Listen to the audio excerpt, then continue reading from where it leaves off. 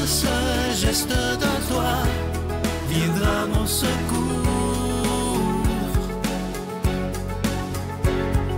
Viens semer dans mon âme le grain de l'amour. Je traverse un désert et je meurs de soif. Montre-moi le mystère qui garde la foi. Bonjour, bienvenue à votre émission La Victoire de l'amour en ce mercredi 3 juillet 2024. Bonjour chez vous, j'espère que vous allez bien. Aujourd'hui, on poursuit notre réflexion sur la gloire. On se disait la semaine dernière que ce n'est pas une réalité dont on parle régulièrement à l'extérieur du domaine de la spiritualité. Dans notre monde d'aujourd'hui, c'est plutôt ce n'était pas très glorieux quand, on a fait une erreur, on a eu l'air fin un peu, là, on a fait une gaffe. C'est là qu'on c'était pas très glorieux. Mais qu'est-ce que c'est que la gloire? La gloire, c'est ce qui est véritablement attirant et séduisant. Et dans le domaine de la vérité profonde, là, en vérité, ce qui est glorieux, c'est l'attitude de bonté, c'est la crédibilité quand on est une bonne personne, un bon être humain, n'est-ce pas? Ça, c'est glorieux. Ça, c'est glorieux. Donc aujourd'hui, une phrase importante qui a été dite par sainte Irénée de Lyon. Il a dit « La gloire de Dieu, c'est l'homme vivant. La gloire de Dieu, c'est l'homme vivant. » Bien sûr, il est question du Christ. Ici, la gloire de Dieu, c'est le Christ ressuscité, pleinement vivant de cette vie éternelle. Ça, c'est glorieux, là. Il a traversé la mort. Il est dans une vie d'une lumière resplendissante. C'est la vie du ressuscité. C'est une vie qui n'aura pas de fin. C'est cette vie-là qui nous est promise. La gloire de Dieu, c'est l'homme vivant. Ça ne concerne pas que le Christ. C'est pour nous aussi. La gloire de Dieu, c'est l'être humain vivant. Et il poursuit, sainte Irénée de Lyon, en disant, donc, la gloire de Dieu, c'est l'homme vivant. La vie de l'homme, c'est la vision de Dieu. Donc, la gloire de Dieu, c'est l'homme qui est en vie, mais cette vie-là, on la tient où? La vie de l'homme, c'est la vision de Dieu. Donc, Dieu et l'homme sont appelés ensemble à porter la même gloire, la gloire de Dieu par nos vies. Oui, mes chers amis, nous sommes tous appelés à porter ce rayonnement, le rayonnement de la gloire de Dieu. Il veut passer par nos vies humaines, nos vies bien terrestres, notre petit quotidien ordinaire pour manifester sa gloire. Et comment qu'il fait ça? Il a besoin d'une chose, une seule, c'est notre oui. Parce que la gloire de Dieu, c'est l'homme vivant, mais la vie de l'homme, c'est la vision de Dieu. Mais la vision de Dieu, personne qui voit Dieu, nécessairement. Là, on n'a pas de vision, vous et moi, n'est-ce pas? Qu'est-ce que c'est que voir Dieu? C'est être en relation avec lui, tout simplement. La gloire de Dieu, c'est l'homme vivant. La vie de l'homme, c'est la relation à Dieu, finalement. Notre vie pleine, notre vie déployée, rayonnante, notre vie dans la gloire, là, si on veut, mais c'est quand on est en communion avec le même esprit que Dieu. Cet esprit d'amour, parce que l'essentiel, c'est l'amour. Quand on est en train d'aimer, quand on est en train d'être bienveillant, quand on est en train d'être patient les uns avec les autres, c'est le témoignage de la gloire de Dieu. C'est lui qui est la source de ça. C'est pour ça que plus on cultive une relation d'intimité, de prière avec lui, plus on lui demande de nous aider dans nos manques d'amour, plus il vient répondre à notre demande, plus nous, on devient sensible à dilater notre cœur, à laisser l'amour de Dieu prendre plus de place dans nos attitudes, dans nos regards, dans nos pensées. Et à ce moment-là, on peut en rayonner davantage. La gloire de Dieu veut passer par vous et moi. Croyons-y, entrons dans cette vision de Dieu, dans cette communion avec lui. Notre Père qui es aux cieux, que ton nom soit sanctifié, que ton règne vienne, que ta volonté soit faite sur la terre comme au ciel. Donne-nous aujourd'hui notre pain de ce jour. Pardonne-nous nos offenses, comme nous pardonnons aussi à ceux qui nous ont offensés.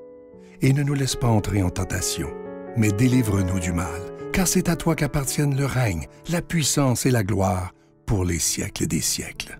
Amen. Je continuerai à croire, même si tout le monde perd espoir. Je continuerai à aimer, même si les autres parlent de haine.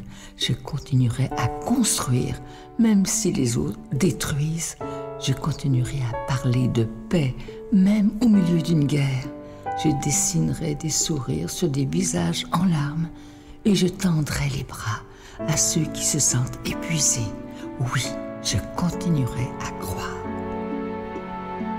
Si vous saviez comment je suis content de vous présenter le cadeau du mois de juillet, c'est absolument magnifique. Je suis très content.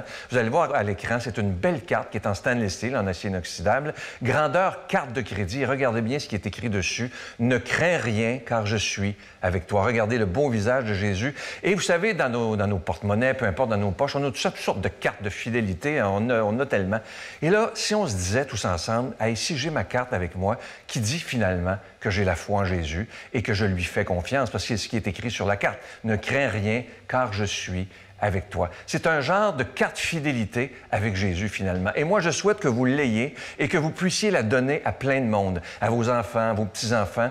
Et je suis sûr, parce qu'elle est tellement belle, qu'ils vont la garder. Ça, j'en suis convaincu. Mais ça va être une belle façon pour vous d'annoncer l'Évangile, mais d'une façon tout à fait discrète, en respectant chaque personne. Je vous rappelle que c'est déjà béni. Et c'est avec un don de 25 $. Et si vous en voulez deux, parce que ça se donne bien en cadeau, évidemment, c'est avec un don de 40 $. La Victoire de l'amour, case postale 120, succursale Boucherville à Boucherville, le J4B 5E6, je vous la redonne. La Victoire de l'amour, case postale 120, succursale Boucherville à Boucherville, le J4B 5E6. Également par téléphone, par carte de crédit du lundi au jeudi, de 8h à 17h dans le 514-523-4433, 523-4433 ou sans frais le 1-888-811-9291, 1-888-811-9291 et aussi sur notre site Internet. Vous savez que c'est une façon très rapide, sécuritaire et efficace de faire votre don, le www.lavictoiredelamour.org. Merci de tout cœur de votre grande générosité.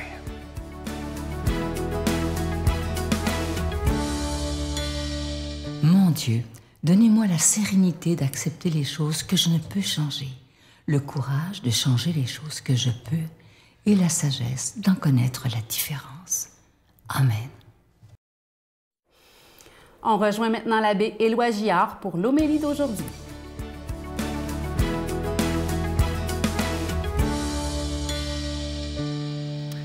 Bon matin mes amis, en cette fête de Saint Thomas, celui qui n'a pas cru. Ah, mais en même temps, on est au cœur de l'été, hein, les vacances. Plusieurs parmi vous n'en auront pas, parce qu'ils n'ont pas les moyens, parce qu'ils sont malades. Mais puisse ce temps de ce matin, en quelque part, hein, nourrir à sa manière notre vie. Un temps qui nous fait du bien. Pourquoi pas une petite vacance en commençant la journée, finalement, hein, si on le prenait comme ça, avec Thomas. Alors, on connaît l'histoire. Thomas n'était pas là quand Jésus est ressuscité puis est apparu aux autres apôtres. Puis il disait, les autres apôtres, on a vu le Seigneur. Thomas, il dit, non.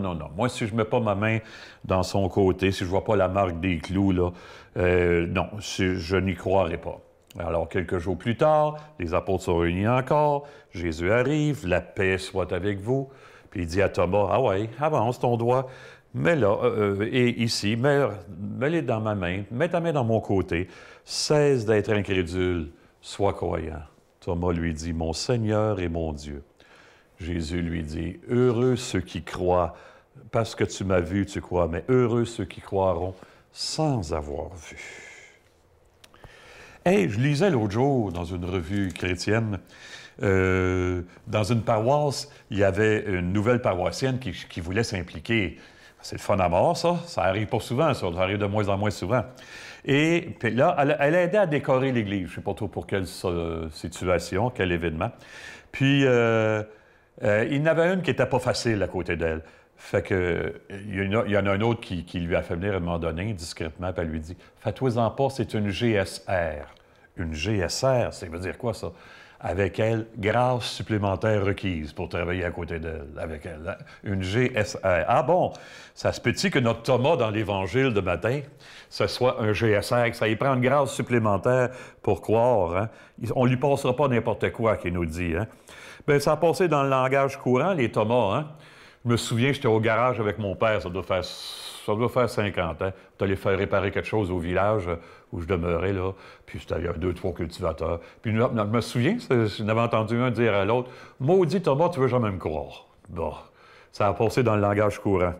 Mais quand il est question de religion, pas seulement comment je dirais, de religion en général, ce n'est pas les Thomas qui manquent autour de nous. Hein. On vit dans un monde de GSR de plus en plus, de grâces supplémentaires requises. Hein. Bien, comment faire avec ce monde-là? 2-3 convictions, si j'ai le temps. C'est pas d'abord avec des mots, si beaux soient-ils, qu'on va toucher les gens. Hein? Ce qui rejoint les gens, c'est ce qu'on devient, ce que je deviens. Vous connaissez le dicton « Ce que tu es parle tellement fort que je n'entends pas ce que tu dis ». C'est plus fort qu'on pourrait le croire, ça. Hein? C'est plus vrai qu'on pourrait le croire. Forcer les gens à se dire intérieurement « Et en quelque part, j'aimerais ça être comme lui, être comme elle. Je sens une vie irrésistible qui va de l'avant, qui l'entraîne. Ça vit en dedans, au niveau profond. » Hey, je me souviens, j'étais jeune prêtre, là, puis j'avais fait présider la célébration du premier pardon là, dans ma paroisse. Puis il y a un père qui arrive à la messe 1 ou 2 dimanches après, d'un jeune qui avait fait son premier pardon. Il dit, dans ton homélie, tu as dit quelque chose qui a changé ma vie. Bien voyons donc, c'était rien que des petites affaires, les premiers pardons. J'ai-tu laissé traîner mon sac la fin de semaine? J'ai-tu fouillé dans l'armoire à bonbons puis je ne pouvais pas le faire, etc., etc. Il dit, tu as dit quelque chose qui a changé ma vie. Mais c'est parce qu'il était prêt pour... il était ouvert pour que l'expérience qu'il y avait à travers moi de quelque chose qui m'entraînait, qui était plus forte que tout, il l'a senti lui aussi. Hein? Et il y a quelques années, dans une paroisse, je me souviens, puis on le fait encore, et de plus en plus, je pense que ça va être le cas dans beaucoup de paroisses, hein? L'hiver, parce qu'il n'y a pas beaucoup de monde, pour sauver des coûts de chauffage, on célèbre le samedi ou le dimanche matin dans la sacristie. Ah, mon Dieu, pour diminuer les coûts, comme je viens de dire. Hein? Mais... on se répond, il y a une ambiance qui est super bonne, la sensation de la vie qui circule. Est-ce que c'est pas ça, sauver l'Église en quelque part? Ces petits rassemblements-là, wow!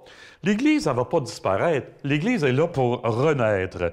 Les bouleversements qu'on connaît, pour moi, préparent cette renaissance-là. Hein? Les braises du ressuscité ne sont pas éteintes. En quelque part, l'Esprit Saint continue d'irriguer le peuple de Dieu. Oh oui! On va être surpris, mais ça ne sera plus les grosses églises, des petites gangs, mais qui ont de quoi vibrer ensemble, par exemple. Hein? Que le Seigneur nous bénisse déjà en ce sens, lui qui est Père, Fils et Esprit Saint. Amen. Bonne vie, tout le monde!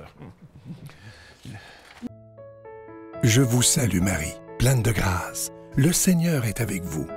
Vous êtes bénie entre toutes les femmes, et Jésus, le fruit de vos entrailles, est béni. Sainte Marie, Mère de Dieu, priez pour nous pécheurs, maintenant et à l'heure de notre mort. Amen.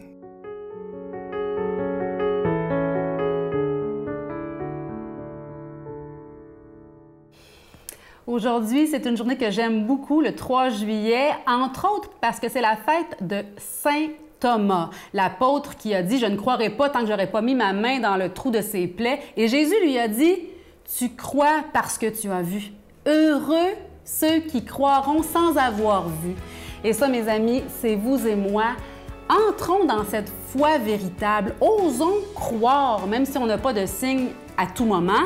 Osons mettre notre foi, notre confiance en Dieu. Remettons-lui nos journées, notre vie, tous nos proches, qu'il s'en occupe véritablement. Bonne journée. Le comédien Emmanuel Auger. C'est ensemble qu'on réussit à s'en sortir. Si on vit individuellement, c'est difficile d'avancer.